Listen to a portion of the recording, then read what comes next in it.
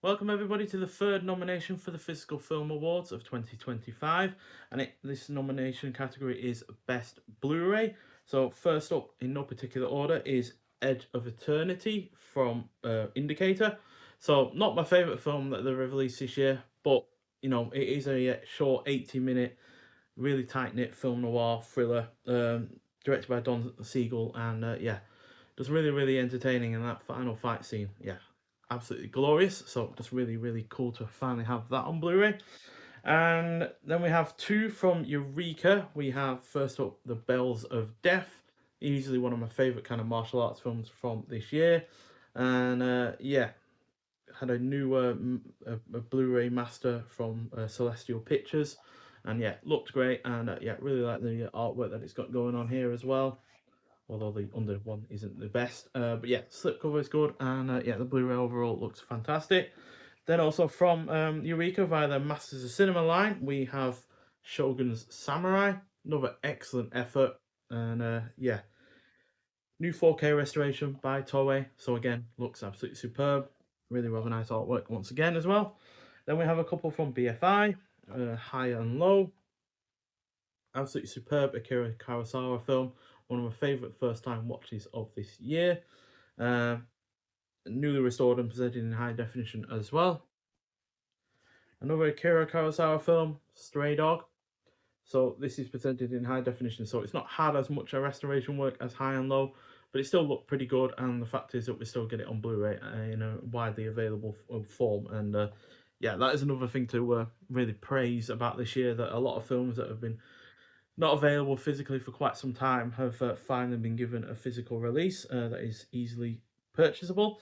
And then we have a couple from Imprint. We have King Rat. So this is from the Tales of Adventure Collection #6 box set that we have nominated overall for Best Box Set of the Year. But yeah, this is the best of the Blu-rays out of that box set, but it's also one of my favourites from this year as well. Didn't have a great deal of additional stuff done to it. Still only 10 HP high definition presentation, but as you can see, no extras, so that might well come against it. But the film itself is great, and it's also good to finally have it, especially since it's got a solid cast in it as well, with George Segal, Tom Courtenay, James Fox, Denholm Elliott, Patrick O'Neill, and John Mills. So that alone is one reason to praise it for. But then we've also got another one from Imprint in the form of You Only Live Once. Henry Fonda and Sylvia Sidney, absolutely superb. And a good 1080p high definition presentation there. Then from 88 Films, these haven't really popped up all that much because I don't think they released a box set that I've bought this year. But they are popping up in terms of Blu-ray, and that is for The Lady Assassin. Although obviously they did have a Best 4K nomination with Crime Story, so they have popped up once, but not as much as other labels. But still, really fantastic film, and well worth seeing if you're into your martial arts films. And HD transfer from the original negative as well, in high definition and in its 235:1 aspect ratio. So looks pretty damn good. But at the end of the day, we do get a really great film on Blu-ray that is easily available once again. And then finally, two from Radiance Films. First of which is another Japanese samurai film, but it is still one of my favourites from this year, and it is The Betrayal. So in terms of work that this has done on it, it's a high definition digital transfer. So but even though it doesn't seem like a lot has done to the film itself, it still looks absolutely sensational, and the film itself is truly great. Highly recommend getting this if you haven't already. Definitely one of my favourites from Radiance this year. And then finally, part of a box set that got nominated in the best box set category, and that was a hard boiled one. And from that set, favourite from there being Police Python 357. Absolutely sensational film. And one that is highly recommended if you're into kind of crime films, especially in terms of the French ones. And well directed. Yves Montand is superb in the leading role, and definitely one of my favourite watches of this year so far. So that is the 10 best Blu-rays of the year. Obviously, like with the 4K category, huge suave amount of films I could have easily chosen from, because Blu-ray is obviously even more um, jam-packed in terms of what is released on that format than 4K, because 4K is obviously that little bit more expensive and therefore a little bit more restrictive for people to get a hang on, whereas Blu-ray is obviously a lot cheaper and yeah, a lot more widely available. So huge ton that I could have chosen from. Obviously, Imprint had the Tales of Adventure box sets. There's about 20 odd films in there I could have chosen from.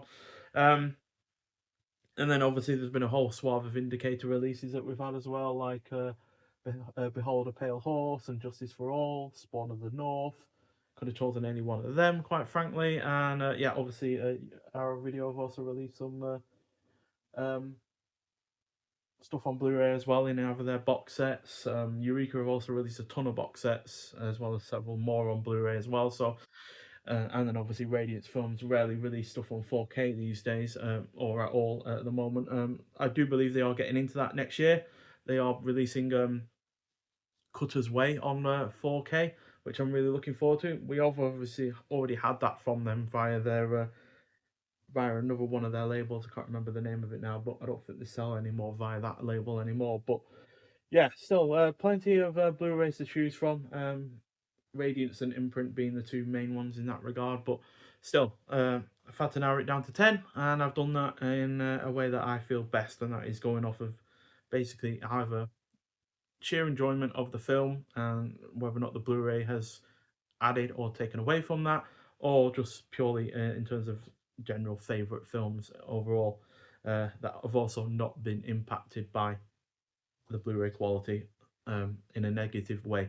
Because obviously we have already looked at a Blu-ray from the Columbia Noir #7 box set, and that was a prize of gold. And even though I enjoyed the film, the lack of restoration work on that Blu-ray did take somewhat away from that film. So yeah, that's one reason why something like that wouldn't have got nominated if it was eligible. But obviously anything released in December isn't eligible, just because I haven't been given enough time to watch them, or B, because I haven't had enough time to really come to terms with how much I enjoy the film or not. So yeah, but the next nomination category is best label. So I'm not going to get everything out from each label that is nominated, just because I wouldn't be able to fit them on screen, and I only have two hands at the end of the day. But I will get out a few favorites from each label, and a few notable ones that might or might not pop up in future categories. So yeah, look forward to doing that one. But still, nonetheless, thank you for watching. I'd like to hear your thoughts on the picks that I've nominated,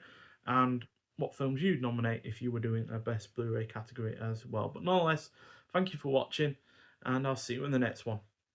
Bye.